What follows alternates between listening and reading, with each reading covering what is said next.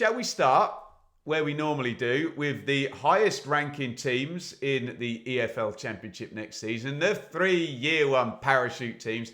Those evil Year 1 parachute teams, but they're not very busy yet, are they at all? We always talk about the August after relegation, the massive churn, how difficult that is to manage, the fact that huge names and saleable assets are going to go out, and maybe lots of people are going to be coming in. Well, look, 6th of July as we're recording, so still a month until the season starts. But I would not be surprised if, as is kind of normal with the Year 1 parachute teams, these squads are not really going to be settled until mid to late September, i.e. it'll go down to the wire in the transfer window, and then you got to get people in the door. And I believe there's normally a international break early September, and then it'll kind of settle. And we've said if you're a team that's not got parachute payments trying to challenge these teams, and there's only this 3 and then Sheffield United on the Year 2 number, make hay while the sun is shining, score loads of points in August and whatnot while they're in disarray. That's the general point, and there's really not a lot to say about Leicester, Ipswich and Southampton. Look, as it pertains to Leicester, we're kind of just waiting. There's no manager in there, and obviously the Premier League charge was made, I don't know, 3-4 weeks ago, was it? I can't remember the exact timelines. We're expecting probably one from the EFL. Check out my excellent chat with Kieran Maguire on that, from the price of football. So I really don't expect anything to be going in and out of Leicester until we hear from the EFL and what's going to be happening. Remember, we've had 2 soft transfer embargoes, and if that's where the EFL are going with their sanctions over and above points deductions, if they are going to charge Leicester with breaches, which we expect they might do, and they've probably been readying themselves for this with Leicester's relegation having been confirmed a fair wee while ago, then maybe it might be very, very quiet at Leicester in terms of incoming. So really no news, but big news from Ipswich. A giant signing announced. David Button, 36-year-old reserve goalkeeper, has come in. That is all that has happened at Ipswich in terms of incomings. I don't know if it's self-preservation or not, but obviously I'm a member of the wonderful Blue Monday Telegram group where we're starting to get the, it's not so bad. No one's come in yet. Our squad's really good. And there's an element of truth there that teams that come down, you can panic a little bit when no signings have happened and other people have been making signings. But remember, ladies and gentlemen, comparison is the thief of joy sometimes, and context is king. And it is also true that, you could probably do very little with these Year 1 parachute squads. Obviously, there's going to be the big sales, and they'll still be very competitive. But Liam Delap has gone. George Hurst has signed a new contract, but can Ipswich keep him on the pitch for 30, 40 games next season? He's had his injury issues, but his goal record has been very, very decent. So you're still waiting for a striker into Ipswich, and a couple of linked names have gone elsewhere, maybe into Derby County and Stoke City, as we'll come on to later in this video. Ipswich need a central midfield. There was big links with Jens Kayust, who was there on loan last season. Looks like he's going to go to Besiktas in Turkey as well. And they've lost Axel Tuanzebe as well. He's gone off to Burnley. So a lot to do at Ipswich. But again, the theme for the Year 1 parachute teams, expect this to go late again. Expect a couple of big outs, probably maybe a couple from Leicester, depending on the situation. Maybe one more, possibly, from Ipswich. I don't know. And Southampton we'll get onto right now, because we have had a big out, which will help with Saints. Last time we did this, we had a few good responses from Saints fans, and PSR position's probably quite good.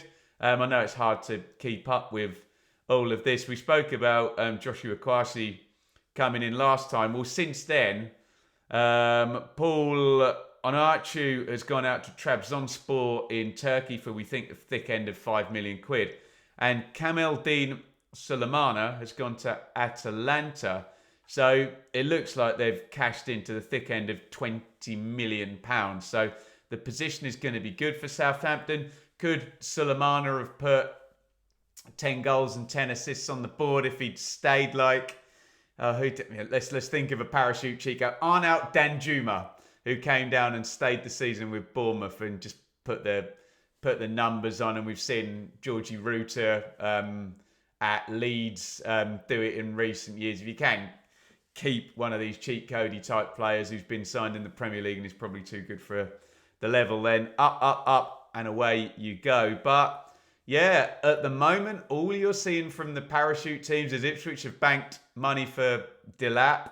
Southampton have banked money for, three there, Sulemana, Amo Amayu and Onuachu.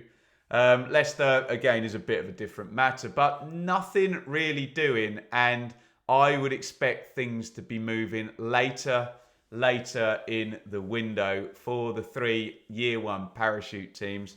And again, my sense would be make hay while the sun is shining if you're challenging against these teams before that pattern of play settles. Southampton fans will remember, I mean, obviously there was Russ Martin and, a new style having to go in there, but Will Still is starting there. Lots of churn at Ipswich, complete chaos probably at Leicester through this window. So maybe some sense of optimism for the challengers, but do remember the sheer domination normally of the parachute teams. And I talk so much about the chasm, don't I, in English football, and you do come down with such an advantage with the squad assets and the parachute payment on top to continue paying top dollar on the wages. So let me know your thoughts on the 3 year one parachute teams there, Leicester, Ipswich and Southampton, where frankly it is all quiet.